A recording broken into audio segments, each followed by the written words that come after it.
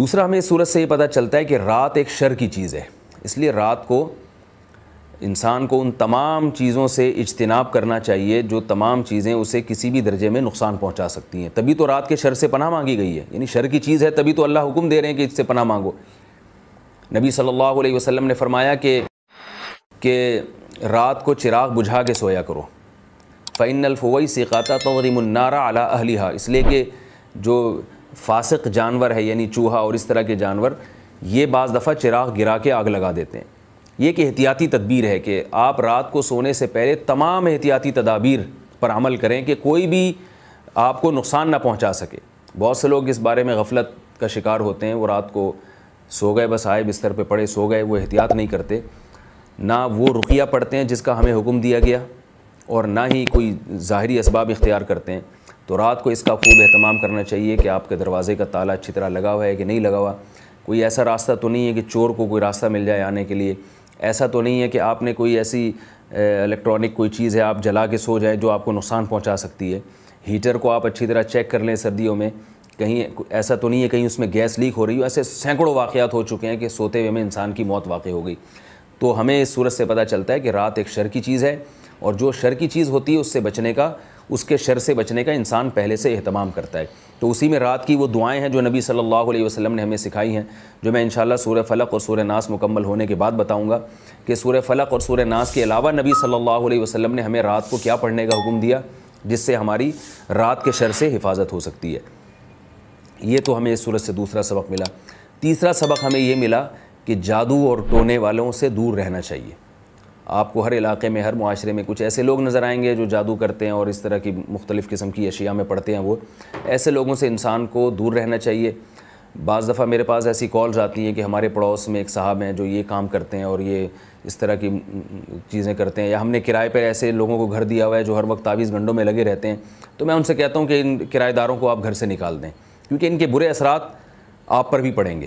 اور ایسا ہوتا ہے کہ ایک جن بھگانے، اور یاد رکھیں یہ ساری چیزیں وہ کرتے ہیں جو جنات کے علاج کے نام پہ کام کر رہے ہیں۔ ان کا دعویٰ تو یہ ہوتا ہے ہم جنات کا علاج کر رہے ہیں، مگر حقیقت میں جنات بھی انہی کے پاس ہوتے ہیں اور یہ اس قسم کی شر کی چیزیں بھی انہی کے پاس ہوتی ہیں۔ ان لوگوں سے جتنا دور رہیں گے آپ عافیت میں رہیں گے۔ اس لیے کسی ایسے شخص کو کرائے پہ گھر نہ دیں جو یہ جادو ٹونوں میں اور زیادہ ان تعویذ گنڈوں میں اور فلیتوں پلیتوں میں لگا رہتا ہے۔ ان سے اپنی جان چھڑائیں، ان سے دور رہا کریں، اسی میں خیر ہے، اسی میں عافیت ہے۔ تو یہ ہمیں ایک سبق ملتا ہے اس سے، اور ایک سبق ہمیں اس صورت سے ملتا ہے حاسدین کے شر سے۔ تو حاسدین کے شر سے بچنے کا ایک طریقہ تو سورہ فلق میں اللہ نے بیان کیا کہ اللہ کی پناہ مانگی جائے۔ اس کے علاوہ اور بھی بہت سارے طریقے ہیں جن سے ہمیں حاسدین کے شر سے بچا جا سکتا ہے، وہ طریقوں کو اختیار کر کے۔ بلکہ اس سے بھی پہلے کا نمبر یہ ہے کہ حاسدین کا شر بھی بہت بڑا شر ہوتا ہے، لہذا کبھی اپنے بارے میں اس خوش فہمی کا شکار نہیں ہونا چاہیے کہ مجھ سے تو کوئی حسد ہی نہیں کرتا تو مجھے کون نقصان پہنچائے گا۔ ایسا نہیں ہے۔ عربی کا ایک مقولہ ہے ما خلا جسد من حسد، دنیا میں کوئی بھی جسم ایسا نہیں ہے جو حسد سے پاک ہو۔ کسی نہ کسی موقع پہ کسی نہ کسی کو جیلسی ہونے لگتی ہے کسی کو دیکھ کر۔ تو آپ کے پاس اگر کوئی نعمت ہے تو عین ممکن ہے کسی کو کوئی اس نعمت کو دیکھ کے خوش ہو اور آپ کو دعائیں دے، اور کوئی اس نعمت کو دیکھ کر جلنا اور کڑھنا شروع ہو جائے اور آپ کو نقصان پہنچانے کی کوشش کرے۔ اگر ایسا نہ ہوتا تو اللہ اتنے اہتمام سے یہ صورت نازل نہ فرماتے۔ تو اس لیے حاسدوں کے شر سے بچنے کی کوشش کرنی چاہیے۔ کوشش کا طریقہ کیا ہے؟ ایک طریقہ تو یہ ہے، قرآن و سنت میں اور بھی طریقے ہیں۔ وہ طریقے کیا ہیں کہ آپ کو جس کے بارے میں وہم ہو، بلکہ آپ کو جس کے بارے میں خیال ہو، وہم کا لفظ تو مناسب نہیں ہے، جس کے بارے میں آپ کو خیال ہو کہ یہ آپ کا خیر خواہ نہیں ہے، تو اس کے سامنے اپنی نعمتوں کو بڑھ چڑھ کے بیان نہ کیا جائے، بلکہ اس کے سامنے معاملہ ہلکا رکھا جائے، بلکہ اپنی نعمتوں کو اس سے چھپایا جائے۔ اللہ نے آپ کو اگر دولت دے دی ہے، آپ کی اچھی تنخواہ ہے، آپ کے کاروبار میں پروفٹ زیادہ ہو رہا ہے، تو ہر شخص کو نہ بتائیں آپ۔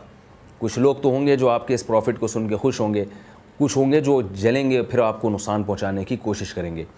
نظر بھی کہا جاتا ہے کہ حاسدوں کی زیادہ لگتی ہے، تو اس لیے ایک طریقہ تو یہ ہے کہ آپ اپنی نعمت کو ہر ایک کے سامنے بیان نہ کریں۔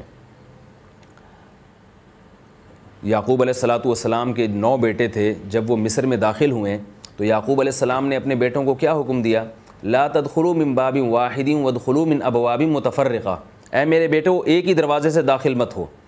تو یعقوب علیہ السلام نے اپنے بیٹوں کو حکم دیا کہ مختلف دروازوں سے داخل ہو، اس لیے کہ ان کو یہ خوف تھا کہ سب بیٹے ایک ہی دروازے سے داخل ہوں گے تو جب لوگ دیکھیں گے کہ ایک باپ کے اتنے خوبصورت اور اتنے جوان بیٹے اور سب ایک ہی باپ کے ہیں، یعنی ایک ہی باپ کے اولاد ہیں، تو وہ باپ کتنا خوش قسمت ہے، تو اس سے نظر لگنے کا خطرہ ہے۔ اس لیے یعقوب علیہ السلام نے حکم دیا کہ مختلف دروازوں سے داخل ہو، اور میں نے جیسے بتایا نظر عمومی طور پر حاسدوں کی لگتی ہے، تو اس لیے یہ بھی اہتمام کرنا چاہیے کہ ہر ایک کے سامنے اپنی نعمت کو بیان نہ کیا جائے۔ رقت عيناي شوقا ولد عيناي شوقا ولد